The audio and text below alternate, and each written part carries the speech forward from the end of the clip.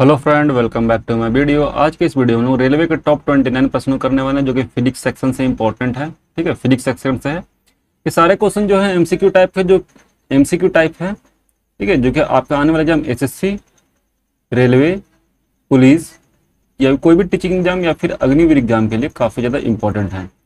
ठीक है, तो चलिए वीडियो को शुरू करते हैं। पहले प्रश्न की तरफ बढ़ते हैं। पहले प्रश्न की ओर बढ़ने से पहले आपको बता दूं, अगर आप हमारे चैनल पर नए हैं तो प्लीज़ चैनल को लाइक कर दीजिए और चैनल को सब्सक्राइब करिए, अपने दोस्तों से शेयर जरूर करिए। ठीक है, ताकि हमें भी थोड़ा सा मोटिवेशन मिल सके। देखिए, पहला प्रश्न है कि अवतल दर्पण के पीछे, कहाँ पे, अवतल दर्पण के पीछे सीधा और आवर्धित प्रतिबिंब पाने के लिए वस्तु को कहाँ रखा जाना चाहिए। क्वेश्चन जो ये है, तो इसके हिसाब से चलेंगे हम लोग, क्वेश्चन देखते हुए चलेंगे हर एक क्वेश्चन के लिए। तो इसके लिए जब वस्तु का प्रतिबिंब कैसा होना चाहिए, सीधा होना चाहिए और आवर्धित होना चाहिए और आभासी होना चाहिए। तो इसके लिए जो वस्तु को रखना पड़ेगा, हमें कहाँ रखना पड़ेगा, ध्रुव और फोकस के बीच में। ठीक है, पी और एफ के बीच में। ऑप्शन नंबर ए सही होगा इसका। ठीक है, आगे बढ़ते हैं अगले सवाल की तरफ। अगला सवाल देखिए क्या पूछा है यहाँ पे, सही नहीं है। कौन सा कथन सही नहीं है? तो पहला कथन देखिए, वस्तु को हमेशा गोलीय दर्पण के बाईं ओर रखा जाता है। कोई जरूरी नहीं है। मुख्य अक्ष के समानांतर सभी दूरी ध्रुव से मापी जाती है, एकदम सही चीज है। मूल बिंदु के दाईं ओर मापे जा गई सभी दूरी को ऋणात्मक लिया जाता है, एकदम सही चीज है। मुख्य अक्ष के ऊपर और उसके लंबवत मापी जाने वाली सभी दूरियों को ऋणात्मक लिया जाता है, ये भी एकदम सही चीज है। यानी कि ऑप्शन नंबर ए जो है ये रॉन्ग है, यानी कि ये हमारा सही जवाब है। ठीक है, कि हमें कौन सा ढूंढना था, कौन सा सही नहीं है वो ढूंढना था। तो ऑप्शन नंबर ए सही होगा। आगे बढ़ते हैं। अगला क्वेश्चन है,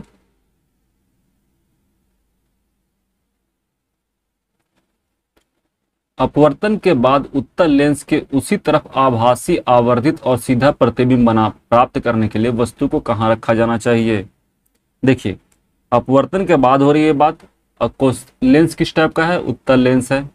उत्तल लेंस की बात हो रही है, ना कि उत्तल दर्पण की। तो इसमें हम लोग सही जवाब जो होगा फोकस F1, पहला फोकस, और वक्रता केंद्र O के बीच। ठीक है, हम लोग जब वस्तु को रखेंगे तो हमें कैसा प्रतिबिंब प्राप्त होगा, आभासी, आवर्धित, सीधा। ठीक है, अगला है, यदि वस्तु अनंत और अवतल लेंस के प्रकाशीय केंद्र O के बीच रखी जाती है तो अपवर्तन के बाद प्रतिबिंब कैसा बनेगा। देखिए, जब वस्तु को अनंत और अवतल लेंस के प्रकाशीय केंद्र O के बीच रखेंगे तो प्रतिबिंब बनेगा आभासी और सीधा, यानी कि ऑप्शन नंबर बी सही होगा। ठीक है, आगे बढ़ते हैं। अगला सवाल है,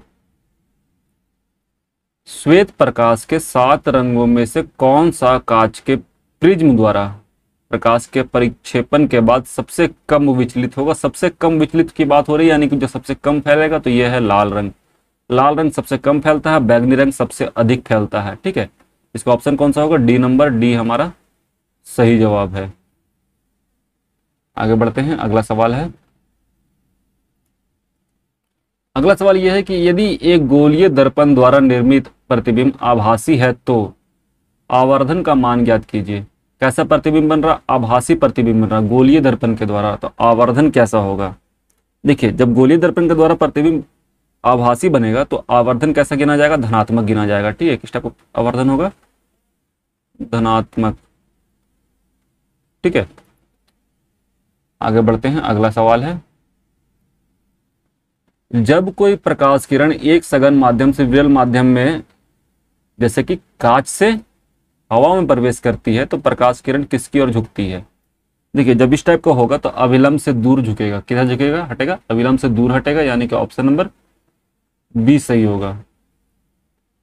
आगे बढ़ा जाए अगले प्रश्न की तरफ। अगला प्रश्न है, गोलाकार लेंस के लिए खाली स्थान से साइन कन्वेंशन के अनुसार लिया जाता है।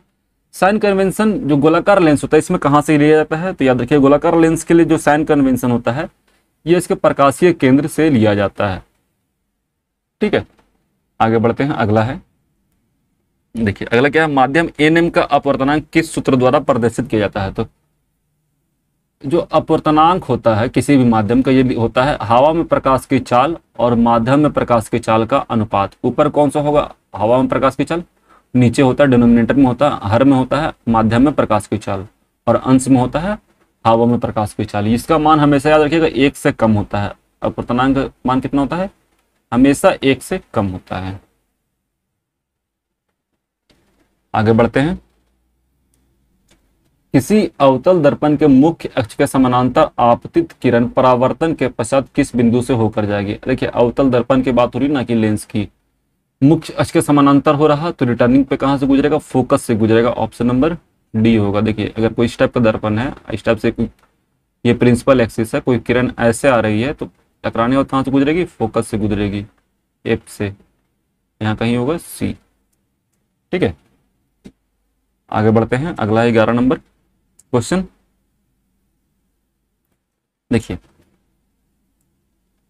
किसी लेंस के दोनों वक्रता केंद्रों और लेंसों के प्रकाशीय केंद्र से होकर गुजरने वाली एक काल्पनिक सीधी रेखा को क्या कहा जाता है। कहां से गुजर रही, वक्रता केंद्र और लेंस के प्रकाशीय केंद्र से। तो यहां से गुजरने वाली रेखा को क्या कहा जाता है, मुख्य अक्ष कहा जाता है। इंग्लिश में बोले तो प्रिंसिपल एक्सिस। ठीक है, प्रिंसिपल एक्सिस कहा जाता है, यानी कि मुख्य अक्ष कहा जाता है। अगला सवाल है, अगला सवाल देखिए, प्रकाश अपघटन खाली स्थान के द्वारा होने वाली अपघटन अभिक्रिया है। नाम ही से पता है प्रकाश अपघटन किसके द्वारा होगी, तो ये होगी प्रकाश के द्वारा। ऑप्शन नंबर सी सही होगा। आगे बढ़ते 13 नंबर।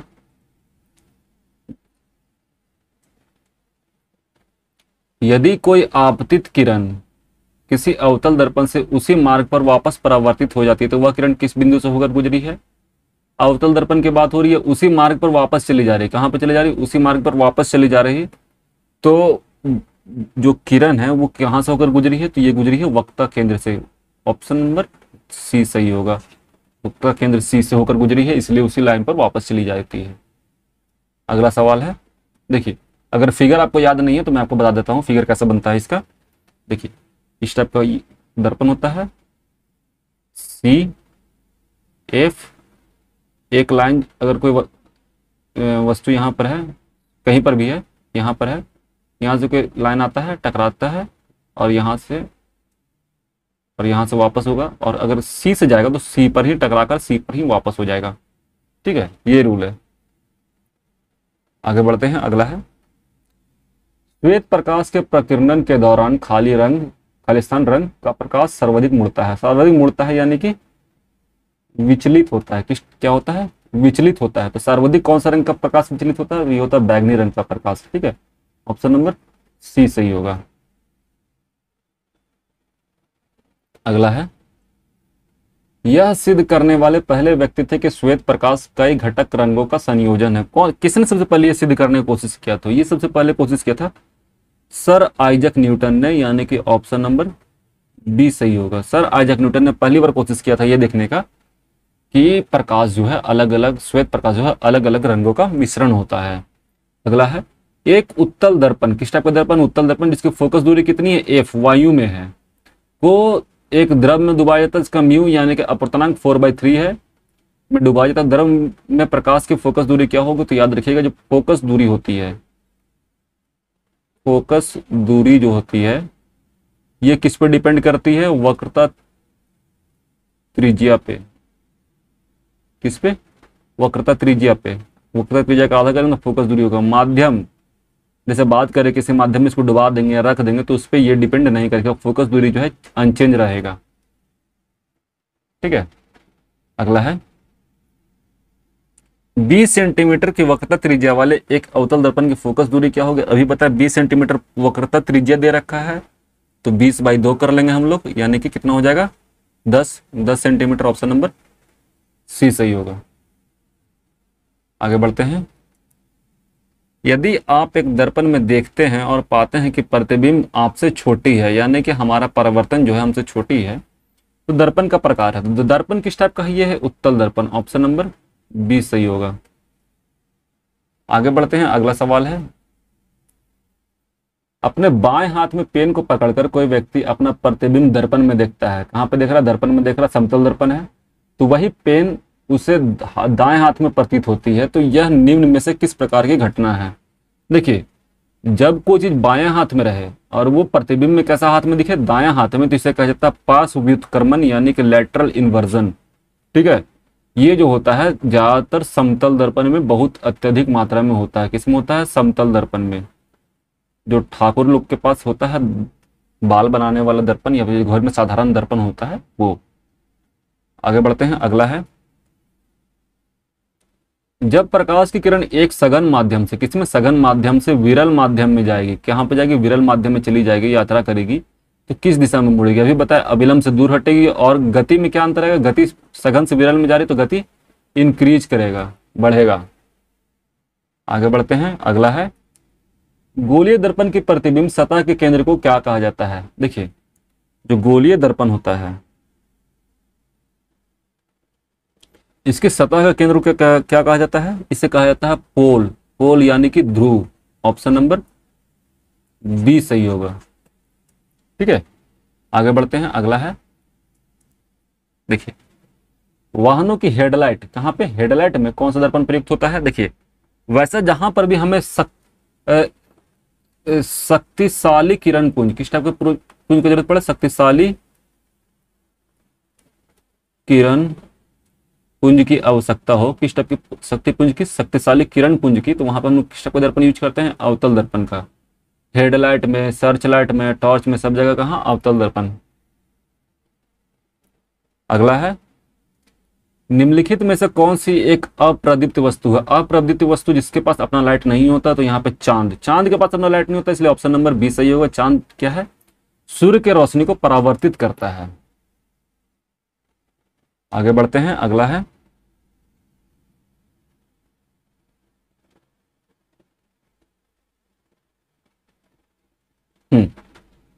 यदि किसी सुधारात्मक लेंस की शक्ति +2.0 डायोप्टर है तो यह क्या है? देखिए, पहले बात की लेंस की बात हो रही है तो दर्पण में तो सही जवाब होने का सवाल ही नहीं उठता है।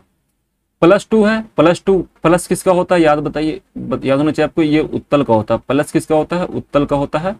और माइनस किसका होता है? सॉरी, माइनस, प्लस उत्तल का होता है, माइनस होता है अवतल का।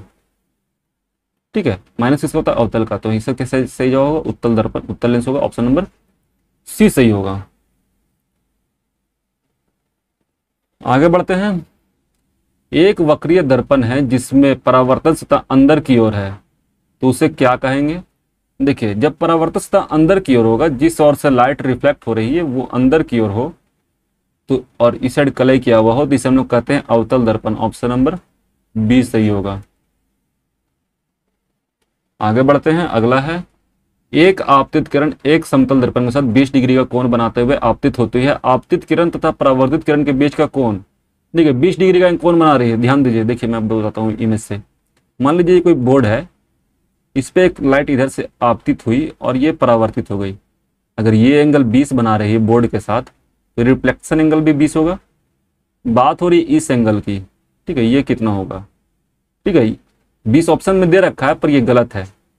ठीक है, आपतित और परावर्तित किरण के बीच कोण, तो ये आपतित किरण है, ये परावर्तित किरण है, तो इसके बीच का कोण ये वाला कोण है। 20 यहाँ पे होगा, 20 यहाँ पे होगा, दोनों को जोड़ेंगे, टोटल कितना होता है यहाँ से यहाँ तक? 180। तो 180 - 40 यानी कि 140 हमारा सही जवाब होगा। ऑप्शन नंबर सी सही होगा। कौन सा ऑप्शन सही होगा? सी सही होगा। और यही कंफ्यूजन एग्जाम में महंगा पड़ जाता है। अगला है, कांच के गिलास में पानी में रखा नींबू अपने वास्तविक आकार से बड़ा दिखता है, इसकी वजह? देखिए, जब कोई चीज अपने वास्तविक आकार से बड़ा नजर आए तो इसके पीछे का वजह होता है प्रकाश का अपवर्तन। ठीक है, प्रकाश का अपवर्तन, रिफ्रैक्शन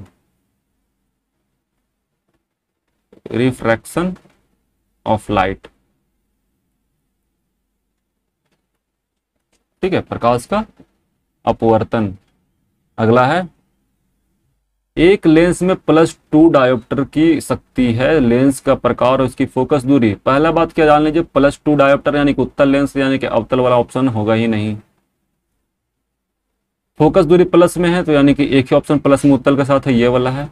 ऑप्शन के बाद 0.5 कैसे आएगा? तो याद रखिएगा जो डायोप्टर बराबर होता है 1/f, तो 1/2 कर दीजिए, 0.5 आपका आंसर आ जाएगा, 0.5 मीटर। ऑप्शन नंबर सी सही होगा।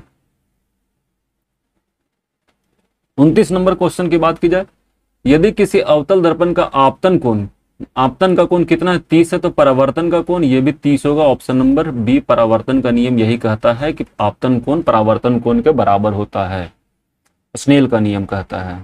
ठीक है, तो ये थे हमारे कुल 29 प्रश्न जो कि आपके एग्जाम की दृष्टिकोण से महत्वपूर्ण है। मिलेंगे नेक्स्ट वीडियो में। अगर वीडियो अच्छा लगा तो वीडियो को लाइक करिए, चैनल को सब्सक्राइब करिए एंड मिलते हैं नेक्स्ट वीडियो में। तब तक के लिए थैंक यू, जय हिंद, जय भारत, अपना ख्याल रखेंगे and finally thanks for watching.